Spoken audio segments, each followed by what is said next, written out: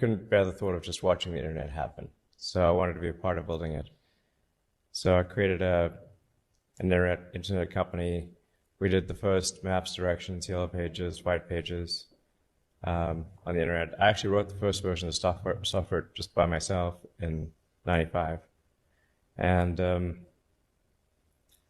we ended up selling that to Compaq, Texas company, I guess.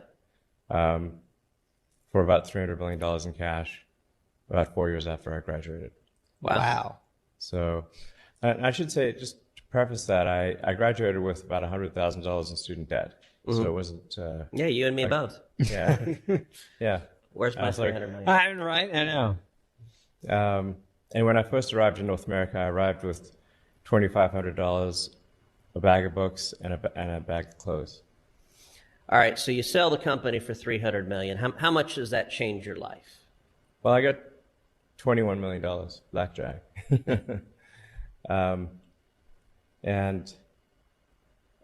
But I wanted to do more on the internet, so started a company called X.com, which merged with a company called Confinity, which is Peter Thiel and Max Levchin. Yeah. And the combined company was actually at first still called X.com, but we later changed the name of the company to PayPal. Because of all the name changes, it's kind of confusing. But the company that people know as PayPal today was actually, I filed those incorporation documents for that company. Interesting. Yeah. Well, and as you know, Peter Thiel and I were buddies back in the mid-'90s before he went and did any of this. But, you know, I became friends with him when he was a corporate lawyer in New York and just sort of a young libertarian with a lot of dreams. So it's been a heck of a journey. Yeah. And now, obviously, Peter was involved in a coup. You know, we had a little sort of knifing in the Senate situation where, you know, that they did coup me at PayPal.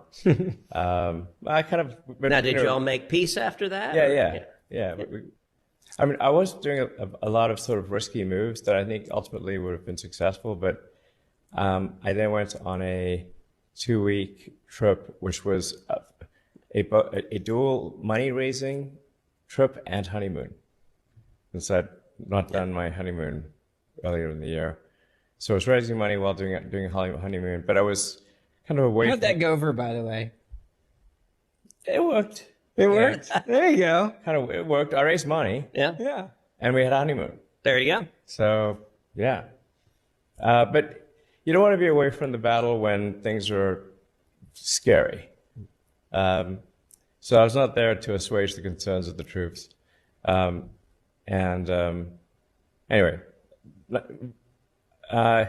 we patched things up and have been friends nonetheless. And, you know, these days I'll like stay at his house and stuff. So obviously we're friends. And he's also invested in most of my company.